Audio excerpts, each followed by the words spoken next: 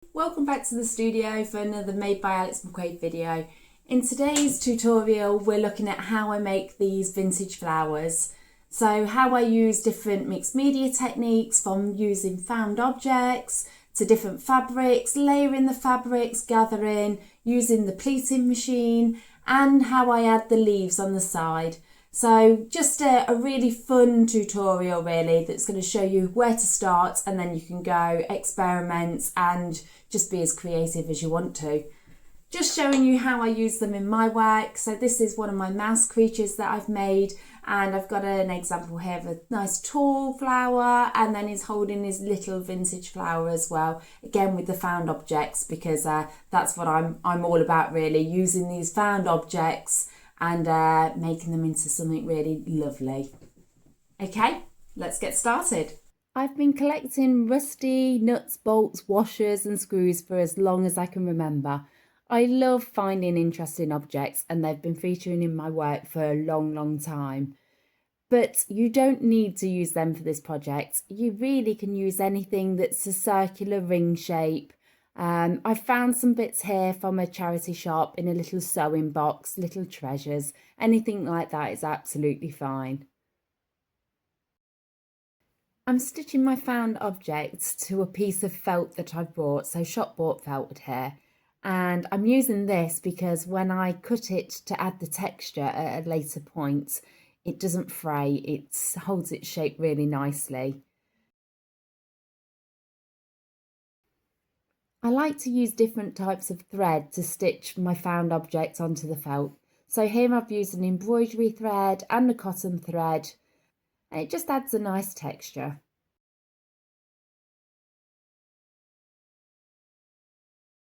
I also like lots of the metalwork still visible, and again I've left a lot of the plastic still on show here. You can add as much stitch detail as you like. So I've cut a circle around the found object, and now I'm adding some texture to the edges. Little slits.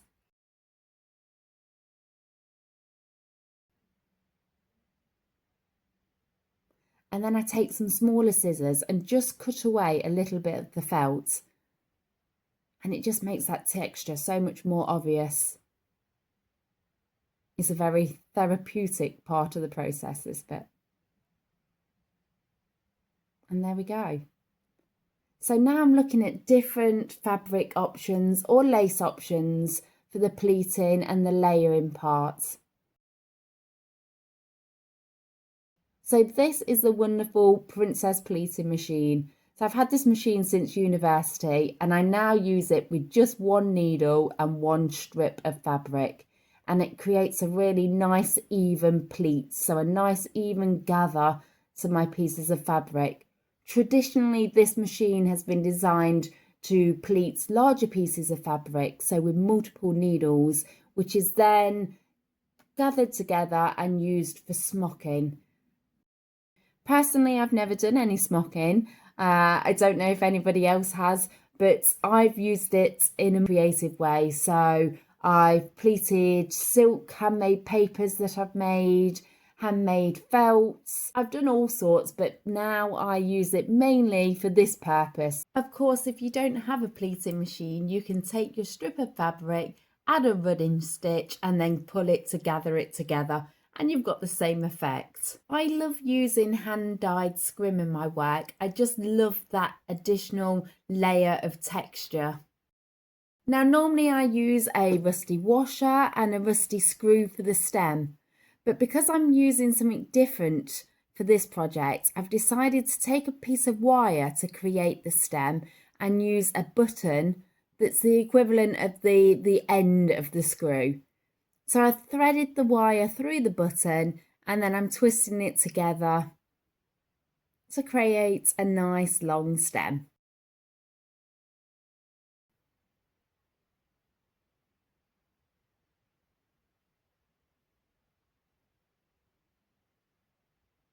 Like so. Now I need my backing piece of fabric. So this helps to hold it all together and helps to create that bloom shape that I like to have. So now I'm assembling these pieces together.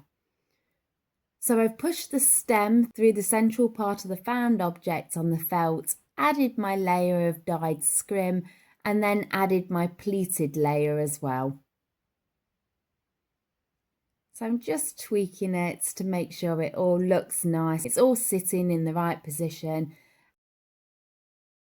And now I'm using a little bit of PVA glue just to hold it all together. So each layer has a little bit of glue added.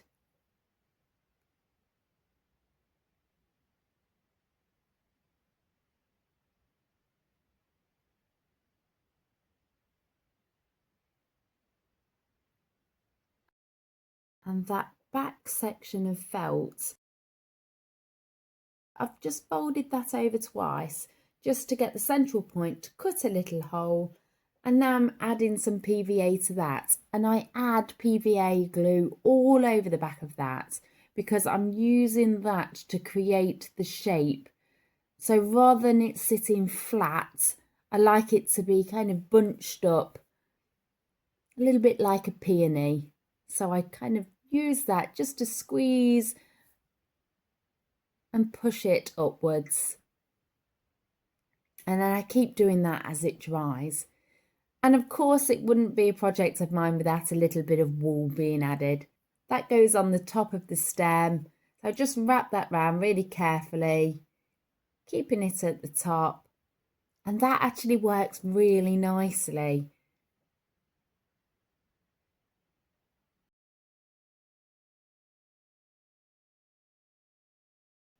A little bit more glue to secure.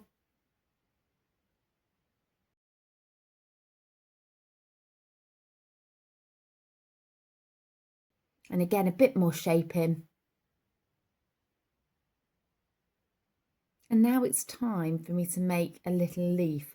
Now, if you watched my previous video, which was a mixed media bird, you'll see how I made the wing for the bird is the same way that I make the leaf for this flower.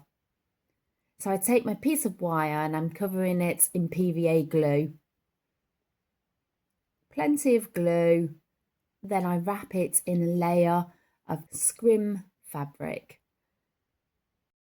I add a little bit more PVA glue because I've said this before, I like the way that it rusts.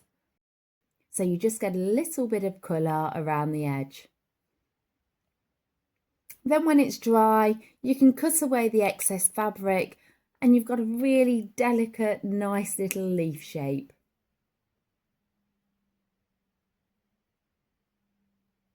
Which I then wrap around the stem of the flower. Using the pliers if required, and then I snip away any excess. And I've got a really nice, delicate vintage flower. I use a little bit of Mod Podge and I go all the way around the top of the flower. And again, this is because I don't want the flower to be really flat. I want it to have a little bit of shape to it. And this just helps to keep that shape. When it dries, it makes it a little bit stiffer and it holds that shape nicely. And there we have our finished vintage looking flower. And the other examples, I do love using the antique lace. So that lace has been handed down through family members and we think it's over 100 years old. So here's our finished flower for today. A nice little vintage feel, still a little bit wet. But hopefully you've had fun with this tutorial and got some ideas on what you could do. I've got some ideas of where to go next. I'm going to make some vintage brooches. But yeah, hopefully you've had fun. If you'd like to like and subscribe to see more projects like this, then please do. But for now, thanks for watching. I'm Alex McQuade.